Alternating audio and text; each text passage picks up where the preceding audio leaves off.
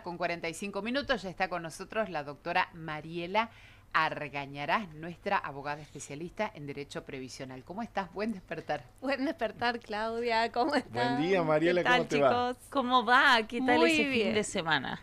Bien, Lu, la verdad que descansamos, nos reunimos con los amigos del estudio para celebrar el para fin de despedir año. el año. Claro, sí, Bueno, hicimos está con bueno. tiempo, así que pasamos Bien. muy lindo.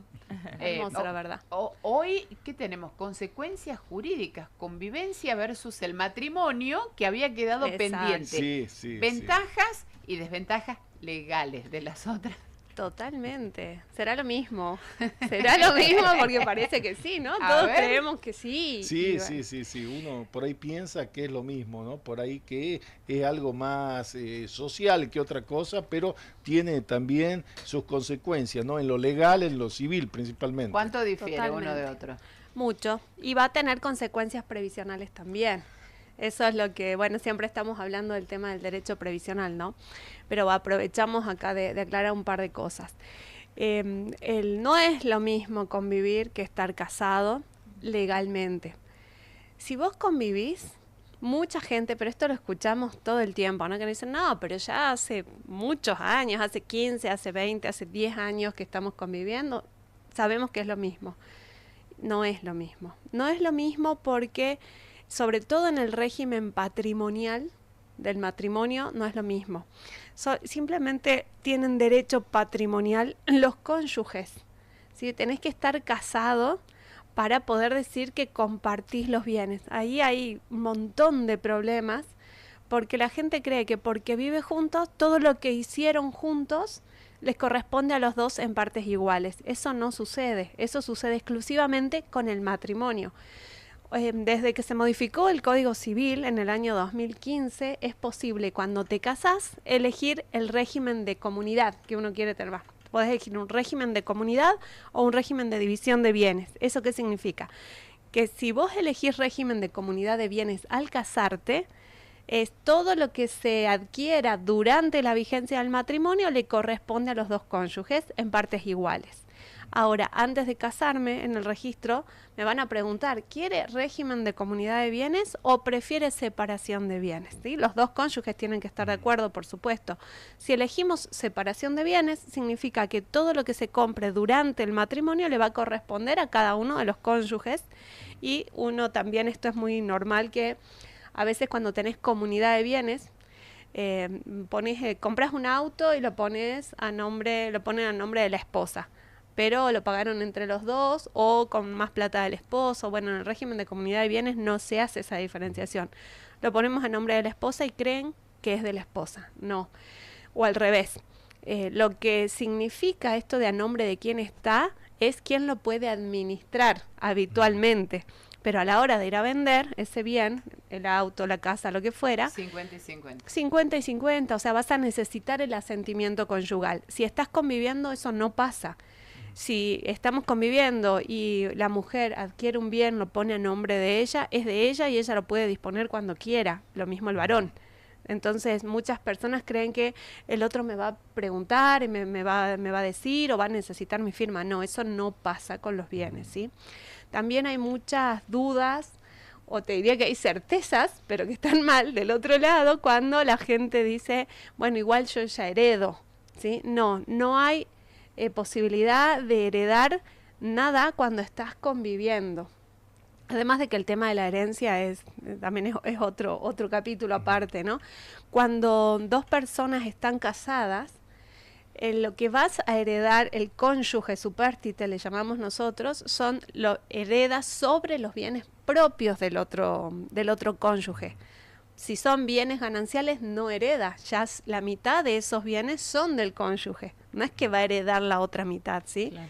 Si hay hijos, heredan los hijos y el cónyuge que queda vivo se lleva su parte, pero porque ya era de él, no es que está heredando la mitad del otro. Entonces siempre vamos a tener que diferenciar en un matrimonio si los bienes eran bienes propios o gananciales, y ahí el reparto, digamos, va a ser diferente. ¿Y qué pasa en el caso que estás hablando justamente? Si han convivido durante 15 años, en esos 15 años hicieron una casa, compraron un auto y después de los 15 años se casan, ¿qué pasa de ahí para atrás, en esos 15 años que pasaron?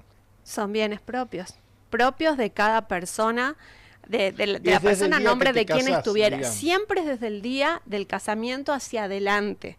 Ahí también tenemos toda una historia en esto de los adultos mayores, que en general para rehacer su vida, porque pasa mucho, conviven y no se quieren casar porque tienen problemas de hijos de matrimonios anteriores o de relaciones anteriores que tienen este temor de, no, la pareja nueva se va a quedar con los bienes que hizo con mi mamá, con mi papá, ¿no? Bueno, no, eso no sucede. ¿Por qué hablamos de esto? Porque después viene el tema de la pensión, ¿no?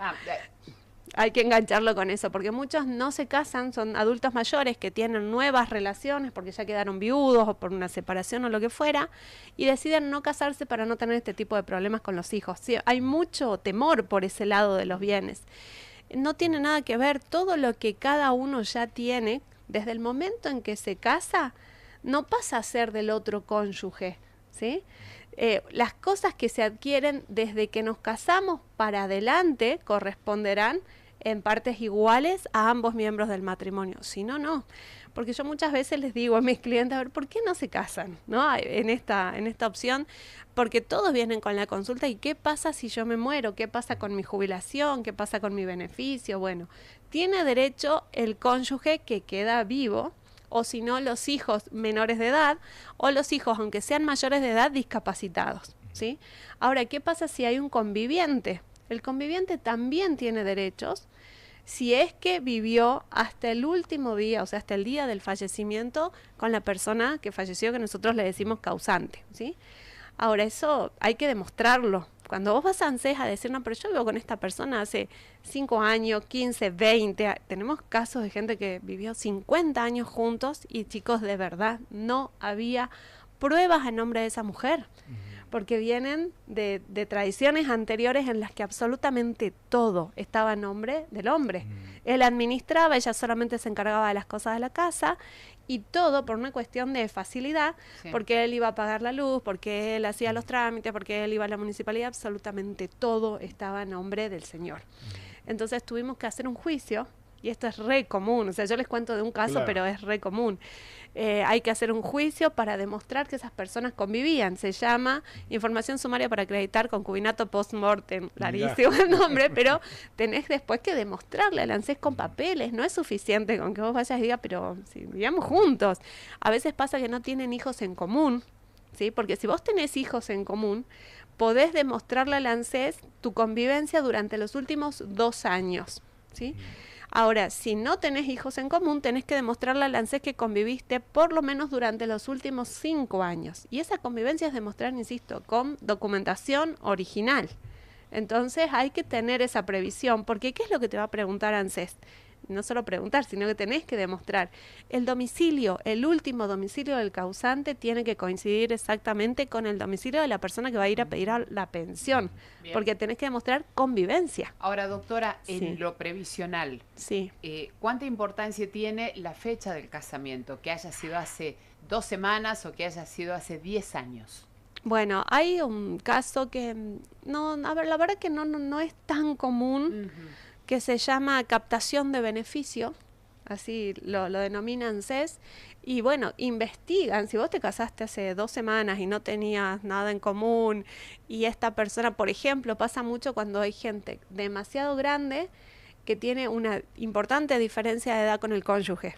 En esos casos es como que llama la atención al ANSES y dice, mira, el señor tenía 80 años, se casó con una persona de 40. De esa mujer de 80 que se había casado, no me acuerdo el nombre, que se había casado con un joven de 20 y pico de años, que fue trascendencia, tomó a nivel nacional en el medio. Exactamente, bueno, es que se hace para eso, o sea, son contratos, en ese caso son simplemente contratos que se hacen con el fin de estafar al Estado, porque no hay una convivencia. Por eso mismo, aunque vos digas, bueno, pero yo estoy casada hace 15 días, convivías antes, por más que seas esposo, tenés que demostrar por lo menos la convivencia durante 2 años. Ah, bien. Si sos esposo y tenés hijos, si sos esposo y no tenés hijos, igual tenés que demostrar la convivencia durante los últimos 5 años. O sea, no te salva solamente el casamiento. Es mucho más fácil si estás casado. Ahora, si hace poquito que te casaste, como decías vos en el ejemplo, Clau, me casé hace 10 días, 15 días. Y ¿sabes qué pasa? Que en previsional se prima acá el criterio sustitutivo, es decir, vivían juntos, tenían una economía conjunta, cuando falta uno de ellos se desequilibra la economía.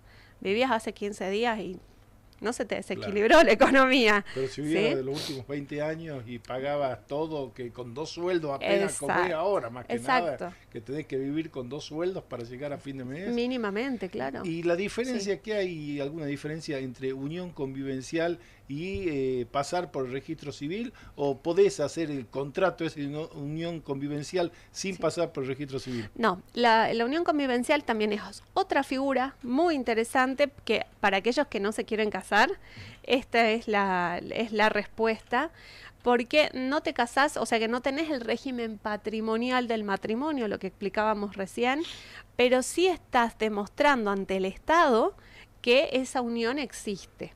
Bueno, tenés requisitos, obligatoriamente tenés que ir al registro civil, porque eso se registra ahí exclusivamente en el registro civil, vas con 2 testigos y podés decir nosotros vivimos juntos hace tanto tiempo, o sea, es una declaración. Y desde ese momento sí también tiene otras consecuencias, previsionalmente tenés probado ante el Estado que vivías. Entonces es más fácil demostrarle al ANSES esa convivencia. ¿Sirve? Sí, por supuesto. Es mejor que no tener nada. Ahora, también va a tener una protección la vivienda de las personas que conviven, cosa que no sucede si tenés una convivencia simple. Tenés protección a la vivienda cuando estás casado, tenés protección a la vivienda cuando tenés una unión convivencial. Y no vas a tener la protección de la vivienda, por ejemplo, cuando hay una simple convivencia. Y en el problema de la simple convivencia es que mientras que estamos bien, no hay problema, está todo bien, compartimos todo, crecemos juntos, ponemos plata, no nos fijamos quién pone más, quién pone menos. Hay diferencias.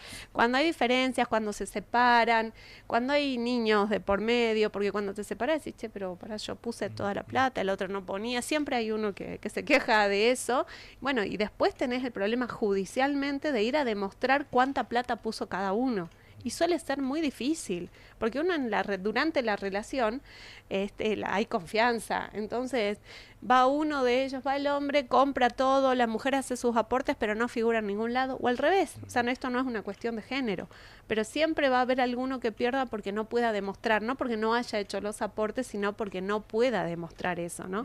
Y voy a insistir en esto de la protección de la vivienda cuando tenés una unión convivencial registrada, inscripta en el registro civil, que es diferente cuando tenés una unión simple, porque se puede pedir cuando se separan las partes que tienen una unión registrada, una unión convivencial, se puede pedir la asignación del hogar conyugal si es que hay niños por determinado tiempo, aunque sea la casa del otro cónyuge, o sea, no cónyuge, perdón, del otro conviviente.